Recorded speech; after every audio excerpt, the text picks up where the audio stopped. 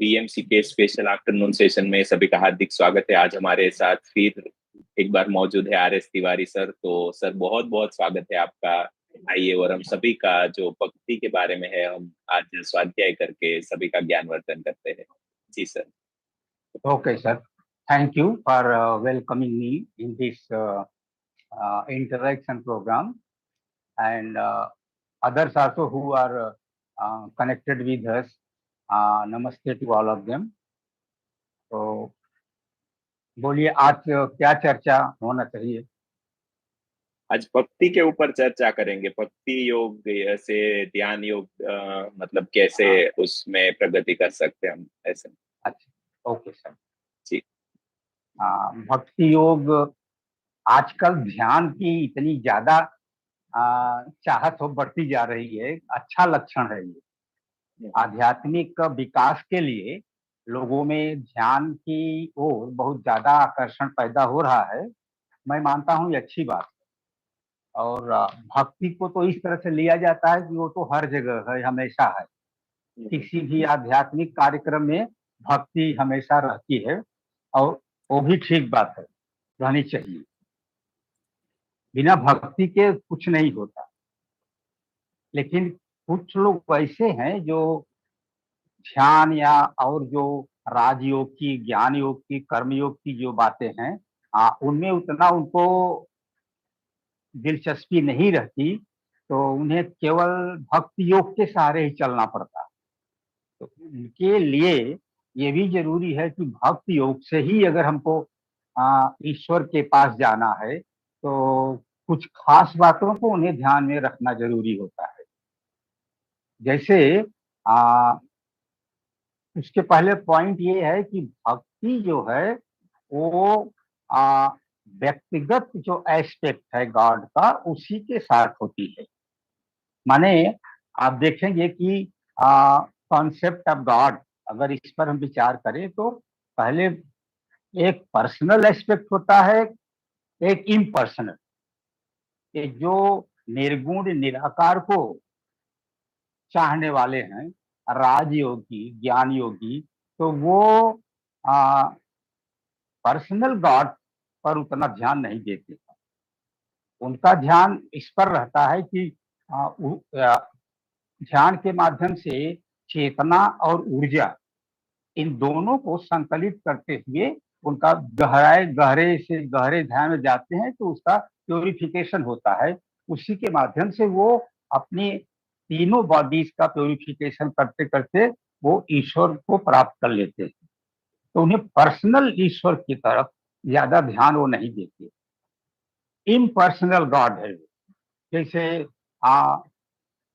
सत्य, आनंद, शांति, पावर यानी शक्ति, इसके बाद में कोऑपरेशन, दया, करुणा। तो इस तरह के जो हमारे वर्च्यू हैं,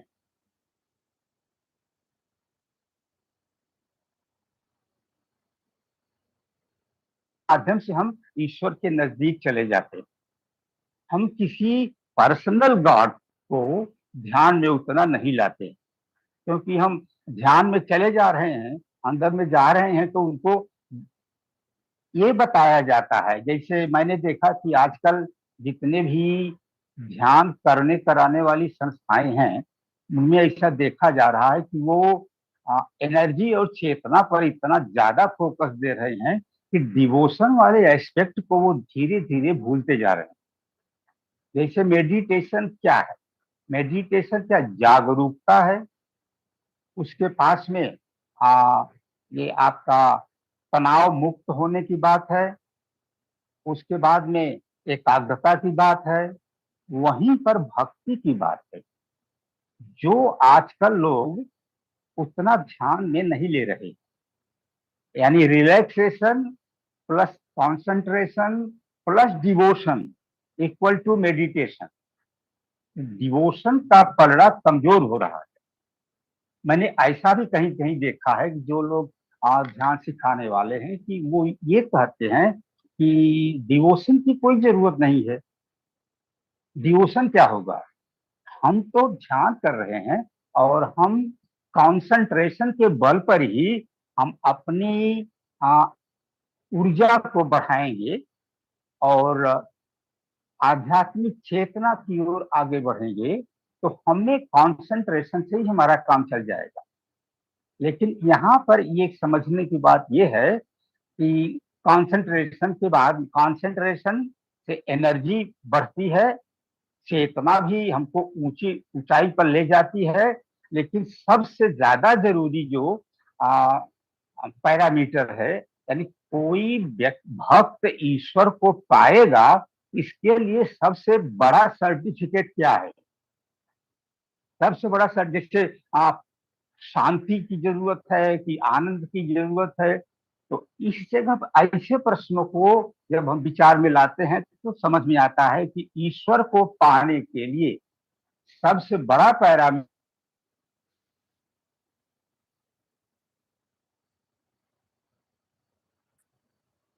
प्योरिटी के मेजरमेंट से ही किसी की साधना को मापा जा सकता है कि गॉड रियलाइजेशन उसने कितना किया है। माने शुद्धिकरण के बिना बुद्धिकरण नहीं होगा। मेरा बुद्धिकरण का मतलब है बुद्धि नहीं है, बुद्धा। आप बुद्धा अगर बनना चाहते हैं, यानी गॉड रियलाइज पर्सन बनना चाहते हैं, तो आपको पूरा पूरा शुद्ध होना पड़ेगा।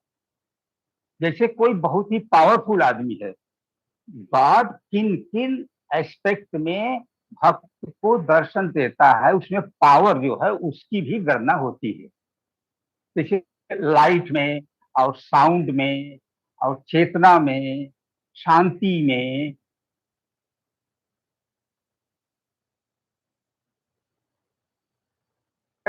उसी में पावरफुलनेस भी है। जैसे विजडम है, तो इस सब में पावरफुलनेस, मतलब कोई आदमी बहुत पावरफुल है, धर्म के कार्य करता है, धार्मिक काम करता है, बोल के वो धार्मिक भी है और हमेशा वो धार्मिक काम में ही रहता है, इतना पावरफुल है, लेकिन प्योरिफिकेशन की कमी है बोल के वो गलत काम करता है, वो हत्याएं भी करा देता है। कोई बहुत बड़ा नेता है जो बहुत अच्छा,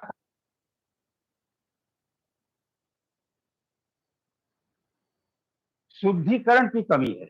उसका जो हृदय है, उसकी जो चेतना है, वो पूरा पूरा प्योरीफाइड नहीं है, उसमें दोष है। दोष का मतलब जो वासनाएं, कल्पनाएं, इच्छाएं हैं, जो सांसारिक इच्छाएं हैं, वो अभी हैं, इसीलिए वो गलत काम करता है। तो हमें नोट कर रखना चाहिए अपने मन में कि हमारा शुद्धिकरण जो है वही हमारा सबसे बड़ा सर्टिफिकेट है। हम जितना ही निर्मल मन रहेगा, उतना ही ईश्वर को हम प्रिय होंगे। अब देखिए, निर्मलता की बात है तो ध्यान में आपकी ऊर्जा और चेतना को लेकर के तो आप अच्छी तरह से आप आगे बढ़ रहे हैं, गहराई में जा रहे हैं, ऊंचाई गहराई दोनों आपकी बढ़ रही है। लेकिन वहां शुद्धिकरण का जो कार्य है वो बहुत स्लो होगा, बहुत ज्यादा टाइम लगेगा। लेकिन अगर वहां पर डिवोशन है तो डिवोशन आपका काम जल्दी से होगा। भक्ति वाला एलिमेंट होना चाहिए आपको।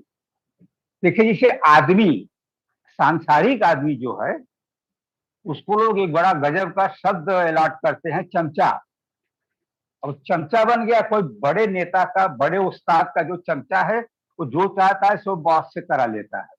तो चमचा में इतनी शक्ति है।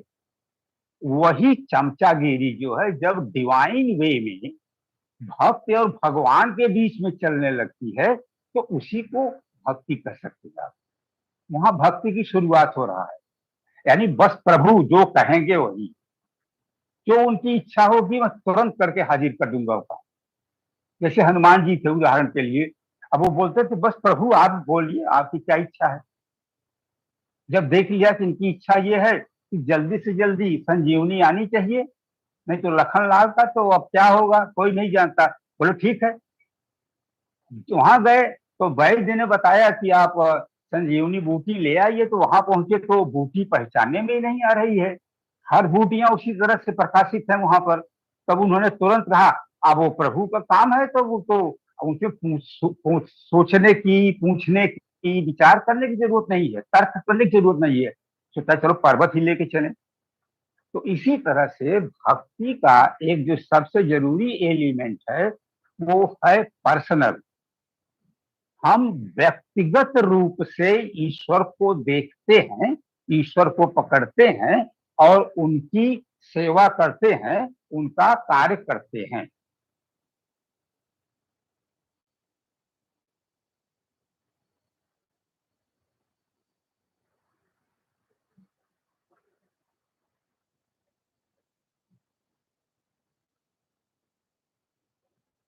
क्या हो गया?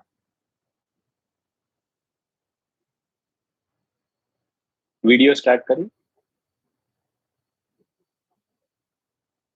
जी।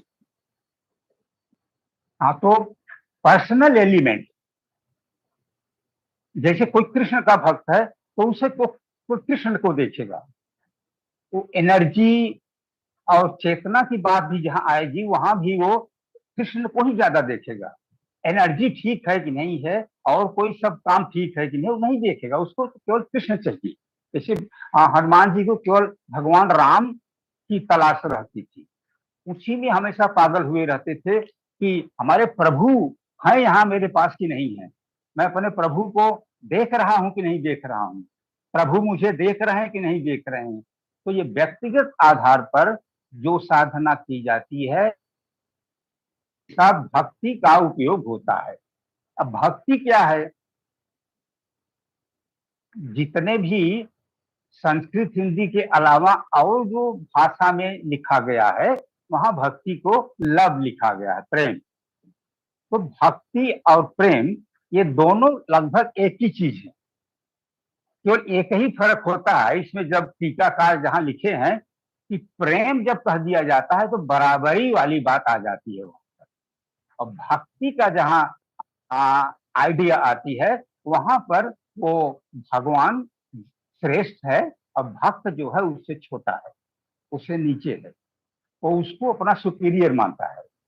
लेकिन भक्ति में चूंकि ईश्वर अपने भक्त के ऊपर बहुत ज्यादा दयावान होते हैं, वो भक्त को अपने से छोटा नहीं समझते हैं। इस आधार पर प्रेम को लिया गया है कि प्रेम और भक्ति लगभग एक ही चीज है या एक ही सिक्के के दो पहलू हैं। तो प्रेम से ही हम अपने इष्ट देव को जब रात दिन अनवरत भजते हैं तब हम भक्त बनते हैं और भक्ति योग की हम साधना करते हैं। तो उसमें हमें अपने प्रभु को हमेशा ख्याल में रखना है, अनवरत उनका ख्याल करना है। उसके लिए और दूसरे चीजों की अपेक्षा हमें ईश्वर को ज्यादा से ज्यादा प्रेम करना होगा, सम्मान देना होगा, और उसके बाद में उनकी जो कही हुई वाणी है उसका हमें पालन करना होगा। जैसे नारद भक्ति सूत्र ये तो बहुत ही प्रचलित एक ग्रंथ है, आइडिया है। उसमें भगवान ने ये कह दिया है कि हमको नवई जो भक्ति उनकी है उसमें कहते हैं कि मुझसे ज्यादा मुझसे ज्यादा श्रेष्ठ तुम संतों को समझना, मेरे संतों से। अब देखिए भक्त के ऐसी चैलेंजिंग बातें हैं कि संतों को तुम्हें मुझसे ज्यादा श्रेष्ठ समझना है। इसमें एक संकेत ये आ गया कि तुमको भी संत बनना है। जब तुम संत बनोगे तभी तुम्हारी भक्ति पूरी होगी। अब इसमें देखिए आध्यात्मिक कैरेक्टर बिल्डिंग वाली बात जो है वो शुरू से ही लग जाती है कि अपने को एक संत बनाना होगा। अब संत बनने के लिए क्या क्या करना है उसकी भी चर्चा उसमें है। संतों के साथ रह करके ही आप संत बन सकते हैं, संतों की संगत के साथ में, क्योंकि वो जो नॉलेज के द्वारा, स्वाध्याय के द्वारा जो ज्ञान प्राप्त होता है वो पर्याप्त नहीं होता। जैसे भगवान को पाना अगर है तो वो आप वेद शास्त्र के सारे ज्ञान आपको हो जाएंगे तब भी उतने से आप नहीं प्राप्त कर पाएंगे। जब आपको अंतर ज्ञान आएगा तभी आप उनको समझ पाएंगे और उनकी लीला को और जो बाह्य जगत की जो उनकी क्रियाकलाप है उससे आप एक पर्दा ही समझेंगे। अगर ईश्वर को पाना है तो आपको सारी इंद्रियों वाला प्राप्त होने वाला जो ज्ञान है उसको छोड़ के आपको अंतःकरण में जो डायरेक्ट ज्ञान होता है, जिसे इंट्यूशन कहते हैं, आपको वहां तक पहुंचना होगा और उसके माध्यम से तब आप ईश्वर को पा सकते हैं। इसलिए प्रथम भक्ति संतन कर संगा, भगवान राम ने जो सबरी को बताया था वही चीज है यहाँ पर कि संतों की संगत करो और उसके बाद में मेरी जो कथा है, लीला है, उसका भी गान करो, उसका स्वाध्याय करो, उसको दूसरों के साथ में साझा करो। तो ये भक्ति, अब इससे मैं जोर दे के कह रहा हूं कि आप हमेशा जाप करते रहें, भगवान का नाम लेते रहें, उससे वो संतुष्ट नहीं होंगे। उनका जो परिवार है, ब्रह्मांडी परिवार जो उनका है, यानी उनकी जो पूरी सृष्टि है, उसको भी आपको उसी निगाह से देखना होगा जिस निगाह से आप अपने प्रभु को देखते हैं। तभी प्रभु संतुष्ट होंगे और तभी वो आपको अपने भक्ति का दर्जा देंगे। भक्त ने भगवान को अपना बना के जीत लिया तो भक्त तो भगवान के सामने झुक जाते हैं। अब उसका देखिए, मैंने पहले ही बता दिया, ये भगवान श्री राम का वाक्य है कि मुझसे ज्यादा मेरे संतों को मुझसे ज्यादा श्रेष्ठ समझना। अब ये साधक, हर साधक के लिए एक बहुत बड़ा मैसेज है। जैसे आप जैसे अपने ध्यान को खत्म होने के पहले आप कहते हैं ना कि अपने द्वारा किसी को कष्ट न मिले, सबको शांति प्रेम के साथ में सबके साथ व्यवहार करें। तो ये जो पुनरावृत्ति आप करते रहते हैं, ये मुझे बहुत अच्छा लगता है। आप उनको ये याद दिलाते रहते हैं कि ईश्वर तभी आपके ऊपर खुश होगा जबकि जो ईश्वर के लोग हैं उनको भी आप उसी निगाह से देखें। और उन ईश्वर के लोगों में जो संत संतता को प्राप्त हो गए हैं, जो ईश्वरीयता को प्राप्त हो गए हैं, उनको वो बोल दिए कि मुझसे ज्यादा श्रेष्ठ समझिए। तो इसी में भक्ति का रहस्य छिपा हुआ है। अपने को एकदम विनम्र करके, छोटा करके, किसी से अपने को बड़ा न समझिए, दूसरों का मान सम्मान कीजिए, उनके साथ प्रेम कीजिए। और उसके बाद जो और पॉइंट आते हैं वो उन्होंने ये कहा कि गुरु के पद की सेवा कीजिए। अब देखिए, सेवा की भावना से, अब भक्त अगर 24 घंटा लीन है अपने प्रभु के ध्यान में तो सेवा करने कहाँ जाएगा? गरीबों को खोजेगा, धर्मशाला में जाएगा, अनाथालय में जाएगा। तो इतना तो संभव नहीं हो पाएगा ना कि एक भक्त 24 घंटे हमेशा भगवान की धुन में रहता है, उसे थकावट भी लगती है। तो इस तरह से उसका सूत्र बना दिया कि अपने गुरु के पद की सेवा करो, गुरु के पद की सेवा करो और मेरा गुणगान करो। मेरा गुणगान मेरा गुणगान कपट को छोड़ के करो और गुरु के पद की सेवा अहंकार छोड़ के करो। उनके कथा प्रसंग में, भगवान के गुणगान में हमें ये बात दो कही गई है, भगवान राम ने कहा, तो इसको ख्याल में रखना चाहिए कि हम भगवान का गुणगान करें तो निष्कपट भाव से करें, और जब गुरु की सेवा करें तो अहंकार न रख करके उनकी सेवा करें।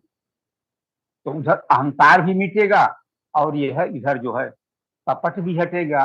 कपट हटेगा तो सीधा रास्ता खुलेगा प्योरिफिकेशन का, शुद्धिकरण का। तो इस तरह से गुरु वाली बात भी है।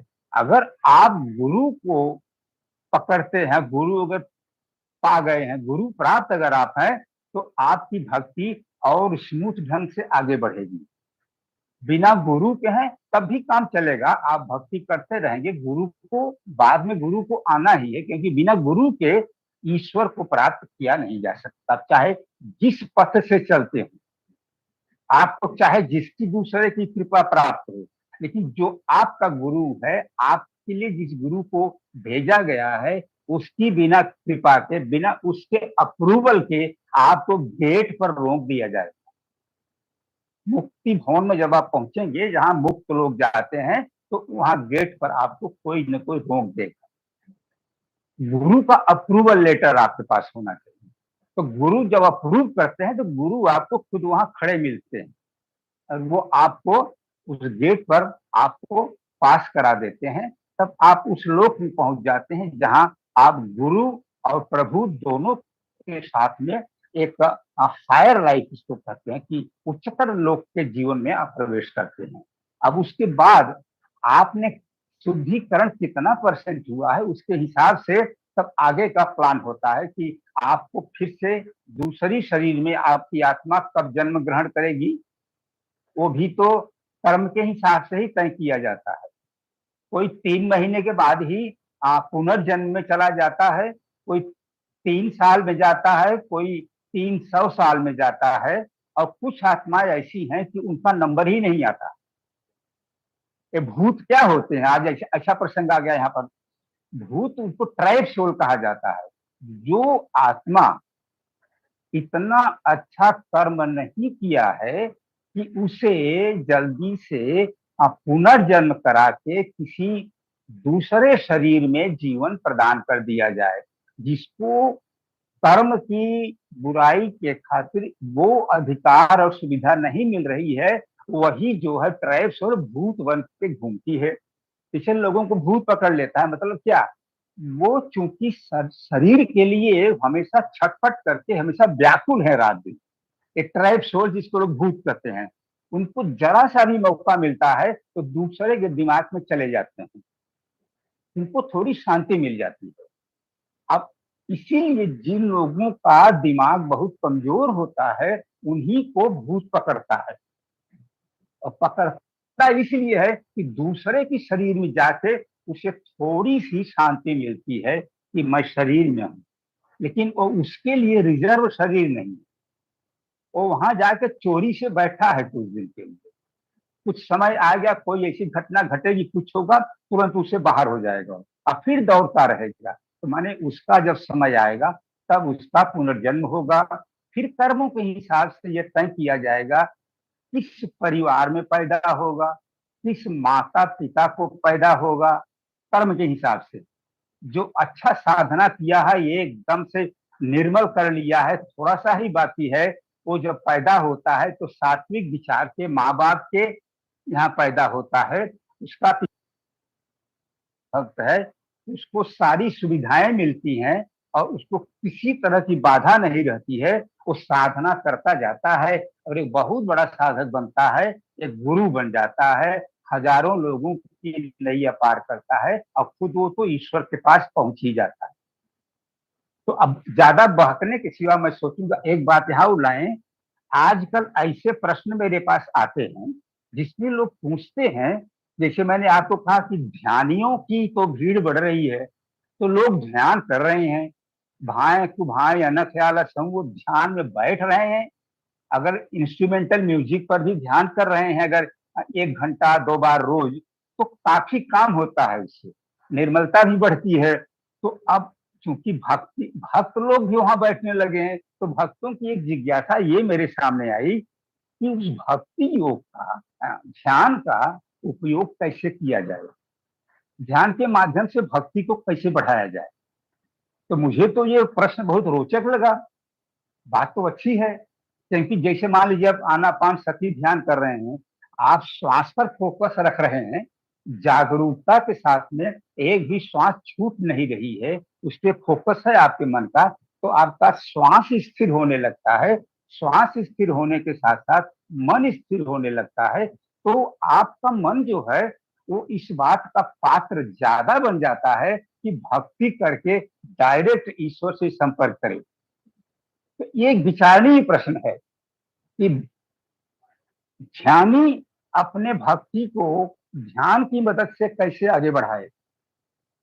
तो इस पर विचार करने से मुझे ये तत्व मिलता है कि आप जब ध्यान करते हैं तो फोकस आपका श्वास पर रखिए, लेकिन अपना हृदय जो है उससे आप अपने प्रभु पर रखिए।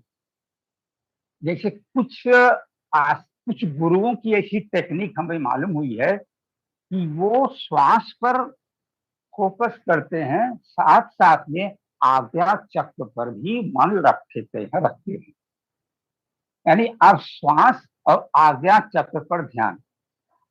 लोग देखिए चक्रों को जगाने के लिए साधना करते हैं, तो एक बहुत अच्छा यह तरीका है ध्यान का, सिंपल प्राणायाम का प्रयोग करके, सिंपल भक्ति का प्रयोग करके ये काम कर सकता है कोई, कि श्वास पर फोकस रखिए, हृदय को इष्ट देव के ऊपर भी रखिए, इष्ट देव को आज्ञा चक्र की जो सीट है वहां पर प्रतिष्ठित मानिए। ये तीन में किसी पर आपका ध्यान रहेगा, मन रहेगा, दैट इज ओके। तीन से चौथे पर तबाका नहीं जाएगा और कोई डिस्ट्रैक्शन आपको डिस्टर्ब नहीं करेगा। ये तीन बातें हैं। एक पर ज्यादा एक पर कम हो रहा है, होने दीजिए, लेकिन इस त्रिपुटी, इस त्रिभुज के बाहर आपका मन नहीं जाएगा। वो क्या है त्रिभुज? श्वास में फोकस कीजिए, श्वास के साथ जागरूकता बढ़ाइए, आज्ञा चक्र पर भी मन रखे रहिए, आज्ञा चक्र में ही अपने प्रभु को प्रतिष्ठित समझिए। गुरु आते हैं, गुरु को ही प्रतिष्ठित समझिए। ये एक एक्सपेरिमेंटल आइडिया मैं ले आ रहा हूं, मैं कहीं स्वाध्याय में इसको पाया और मैं इस पर एक्सपेरिमेंट कर रहा हूं। क्योंकि अगर आप प्रभु के ऊपर मन लगाते हैं तो that can not be described as a distraction in your meditation. जहां पहुंचने के लिए आप ये शुद्धिकरण कर रहे हैं, अगर उसका भी लेश मात्र आपके मेडिटेशन प्रोसेस में अगर आ रहा है, that is good, that is okay. जैसे गुरु को तो कभी कोई कहीं नहीं रोक सकता, तो गुरु हमेशा उसके सामने है, उसके अंदर में है। तो ये भी कहा जाता है कि अगर आप अपने गुरु या प्रभु का ध्यान करना चाहते हैं तो उनको आप आज्ञा चक्र पे एक छोटे से टेम्पल में प्रतिष्ठित मानिए और आंख बंद करके इसी आज्ञा चक्र पर गुरु का ध्यान कीजिए। That is more scientific in terms of yoga philosophy, that is more scientific. तो इस तरह से जो सवाल आ रहे हैं तो उनका इस तरह से उत्तर दिया जा सकता है। तो श्वास पर फोकस, आज्ञा चक्र पर हृदय का प्रेम और आज्ञा चक्र में आवश्यक होने पर प्रभु या गुरु की प्रतिष्ठा। तो फिर अब इसका कंक्लूजन पहुंचने के लिए हम यही चाहेंगे कि हमको अपने पूरे मन से अपने प्रभु का ध्यान करना चाहिए। जाप करने की बात ही नवधा भक्ति में कही गई है, आप उनका जाप कीजिए। तो जाप करने बैठेंगे, अगर आप प्लेन वे में जाप करने बैठेंगे साधारण माइंड से, तो आपका मन स्थिर नहीं होगा, वो भागता रहेगा हमेशा। भागेगा नहीं, स्थिर भी होगा तो उसका स्थिर होने का कंसंट्रेशन का परसेंटेज बहुत लो होगा। लेकिन जितना वो भाग रहा है कंसंट्रेशन, अगर आप श्वास को फोकस कर रहे हैं तो वहां भी वो श्वास के फोकस का जो इफेक्ट है वो भी आपके डिवोशन को बढ़ाने में काम देगा। तो इस पर कुछ और रिसर्च करने की जरूरत है और मेरे मन में बात आ गई तो मैंने उसे शेयर कर दिया।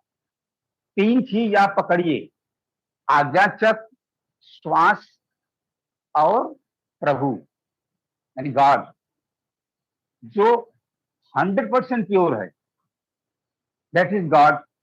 हमारा मन तो 40% प्योर है। यही लोग करते हैं ध्यान में और जाप में, 40% प्योरिटी वाले माइंड को जब 100% प्योरिटी वाले इष्ट देव पर लगाया जाता है तो 40, 45, 50, 55 होता है। लेकिन उसमें एक चुंबकीय शक्ति है जो पवित्रीकरण को धीरे धीरे इट कम्स डाउन और वो जा करके भक्त का जो हृदय है जिसमें कुछ वासनाएं हैं तो उसको धीरे धीरे बाहर करता है। तो इसे मैं इस पर और रिसर्च करूंगा, उसके बाद फिर हम कभी शेयर करेंगे। और समय भी हो गया है। आप कुछ आप कोई मन में कुछ आइडिया, कुछ प्रश्न आए होंगे तो शेयर करें या प्रश्न करें। जी सर, जो भी आपने आज्ञा चक्र पे प्रभु को बिठाने की बात की वो बहुत ही अच्छी बात है, लेकिन उसमें भी एक वो कन्फ्यूज़न आता है कि हम मतलब कौन से भगवान को माने? भगवान भी इतने हैं कि उसमें से कौन बड़े, कौन छोटे, ये भी तो बात हो जाती है ना? मतलब ये कौन तो से बहुत बड़ा भगवान के प्रश्न। विजुअलाइज़ करना हाँ चाहिए? हाँ, मैं तो आपसे एक बार मेरी आपकी बहुत पहले बात हुई थी, उसमें कहा था, फिर वही हाँ, गुरु की जरूरत आ जाती है। हाँ, हाँ, अच्छा, अच्छा। अच्छा, तो इसीलिए हाँ, मतलब एक बहुत अच्छा, हाँ बोलिए। गुरु को भी भगवान के रूप में देख सकते हैं ना? बिल्कुल, देखिए ये तो ओपनली नहीं कहेगा कोई साधक, कोई हाँ, सच्चा भक्त। जब किसी को शिष्यत्व प्राप्त हो गया, जो गुरु मिल गया, for a disciple the Guru is God.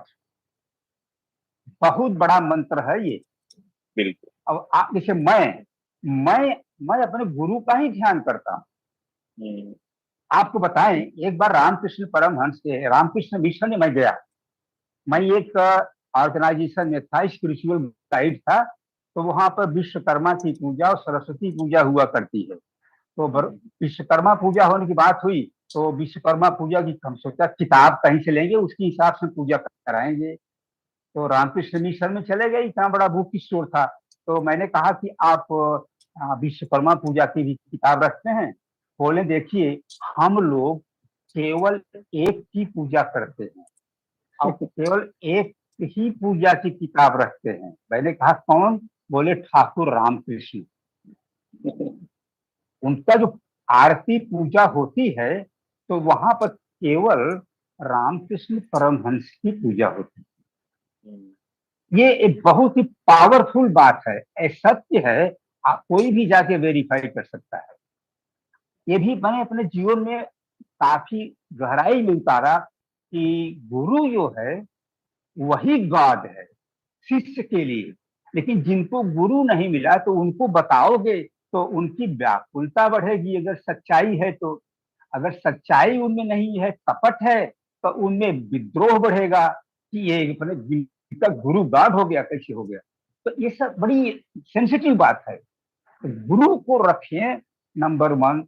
अगर गुरु नहीं मिला है, तब फिर आपको उसकी एक्सरसाइज है। आज समय बहुत कम है, उसके लिए ये है कि आपको देखना होगा कि आ, हाँ, शिष्यत्व और भक्ति, ये दोनों का डिफरेंस को आपको एनालाइज करना पड़ेगा। इसमें पहला अंतर ये है कि जो भक्त है वो फ्री है, वो हमेशा अपना इष्ट देव बदलता रहता है और ये उसकी उसके लिए बड़ी बाधा बन जाती है। उसकी साधना बहुत धीरे धीरे आगे बढ़ती है। कभी शिव की पूजा करता है तो कोई बोला कि नहीं, इस जन्म में तो हनुमान जी की पूजा सबसे सरल है, सबसे सफल होने वाली है, हनुमान जी की पूजा कीजिए आप। तो धीरे धीरे उसका दिमाग बदला। एक दिन प्रवचन सुना, दो तीन दिन और सुना, बोला ठीक है भगवान जी की, हनुमान जी की करेंगे। अब हनुमान जी की जब वो साधना शुरू किया, तो एक मनोविज्ञान ऑफ प्रेयर कह लीजिए, वो काम करता है।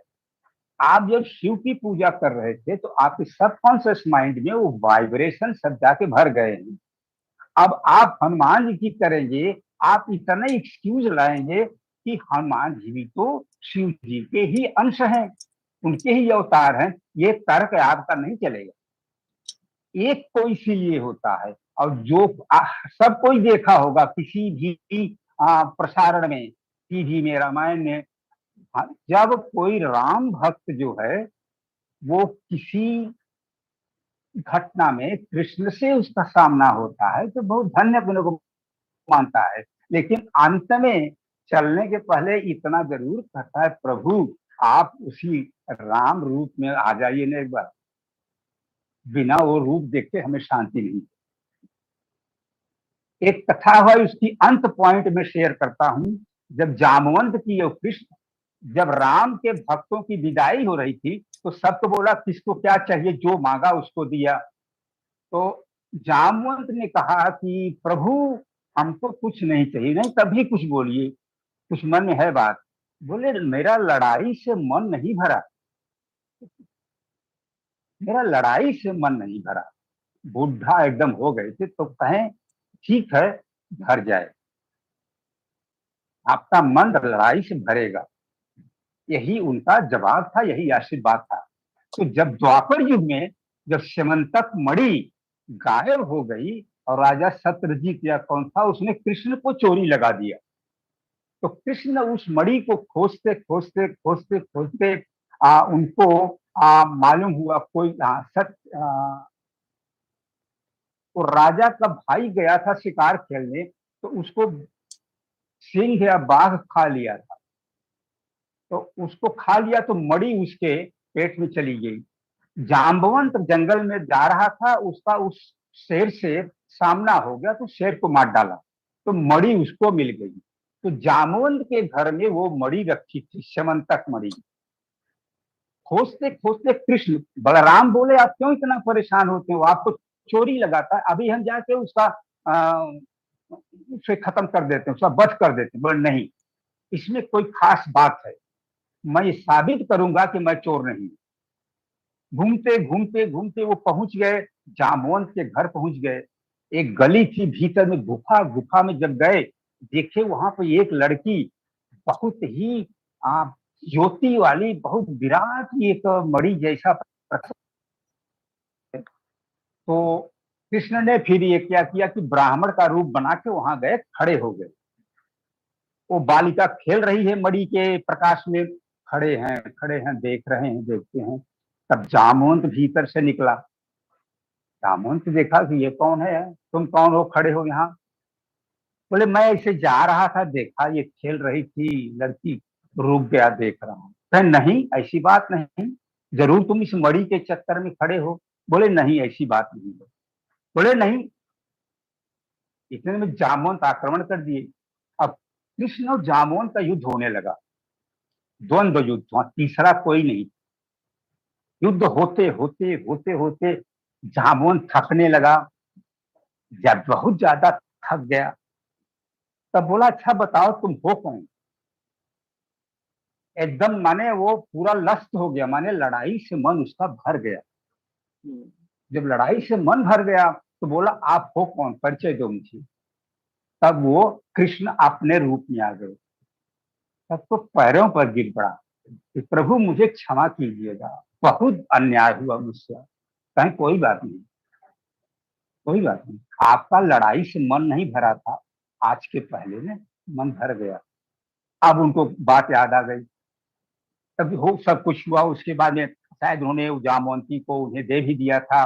उसके बाद में उनकी विदाई किया, बड़ा सत्कार किया, बोला रुकिए यहाँ, रुके नहीं हो। उसके बाद में जब चलने का टाइम हुआ तो बोले मैं चलता हूँ। बोले प्रभु एक बात और। बोले क्या। आप उस रूप में आ जाइए। किस रूप में, राम के रूप में। कृष्ण और राम दोनों विष्णु के अवतार हैं। आप दोनों की पूजा करेंगे, कोई नहीं कहेगा गलत है, लेकिन वहां पेंच है।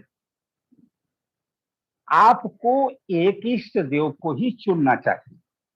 अब चुनाव कैसे होगा वो दूसरी बात है, उस पर चर्चा बाद में हो सकती है कि कैसे चुना जाए। लेकिन आप रोज रोज इष्ट देव बदलेंगे, चारों तरफ आप जाकर सोचेंगे सबका एक साथ पूजा करेंगे, आपकी पूजा खूब होगी। अगर आपको भगवान ने बहुत धन धान्य दिया है तो आप 51 टीना शुद्ध घी की हवन करेंगे आप, और हजारों 10,000 लोगों को खिलाएंगे हर एकादशी को, ये सब होगा। लेकिन असली काम नहीं होगा, भक्ति आगे नहीं बढ़ेगी। आप तो भक्ति जो है वो कर्मकांड में कर रहे हैं ना, ज्ञान कांड में आप नहीं जा रहे हैं। तो इसलिए इष्ट देव जो शिष्यत्व है वो गुरु के आदेश से एक जगह फिक्स हो जाता है और उसमें जल्दी जल्दी आगे बढ़ता है। उसकी क्रिया और मेथड भी एक है, उसको गाइड करने वाला भी एक है, उसका उद्देश्य भी एक है, और वो रोज का रोज आगे बढ़ता चला जाता है।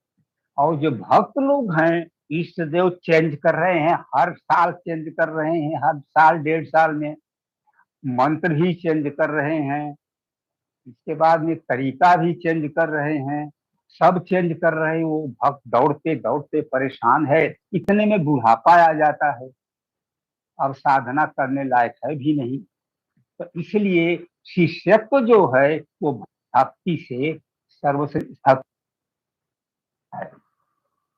और हर शिष्य भक्त होता है, हर शिष्य भक्त होता है। तो आप अगर शिष्यत्व को की गहनता में जा रहे हैं तो भक्ति आपकी अपने आप बढ़ रही है। बिना गुरु भक्ति की तो गुरु आपको स्वीकार ही नहीं करेगा, आपको वो आशीर्वाद ही नहीं देगा। तो इससे अच्छा जितना जल्दी हो सके शिष्यत्व को प्राप्त करना चाहिए। ईश्वरत्व को प्राप्त करने के लिए शिष्यत्व को प्राप्त कर लेना सबसे बड़ी टेक्निक है। तो इस तरह से, और जो आप भक्ति में अगर हैं तो भक्ति कुछ दिन तक उमंग में फील फ्री, आपकी जो स्वतंत्रता है, फ्रीडम है, उसमें आप हमेशा डूबे हैं।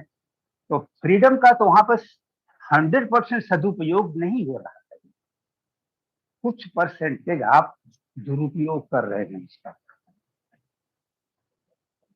तो चुनाव कैसे होगा ये बात आज नहीं हुई। हाँ, ये है कि अगर हम गुरु में भक्ति बढ़ाते हैं, गुरु को ही भगवान मान लेते हैं, तो हम बहुत जल्दी आगे बढ़ेंगे और हमें कोई प्रॉब्लम नहीं होगा। अगर गुरु नहीं मिले हैं तो फिर वही सब बातें आएंगी सामने कि हम कौन रास्ता पकड़ें, किधर जाएं, कैसे जाएं। तब उसको फिर अब उसके बाद फिर भविष्य में कभी चर्चा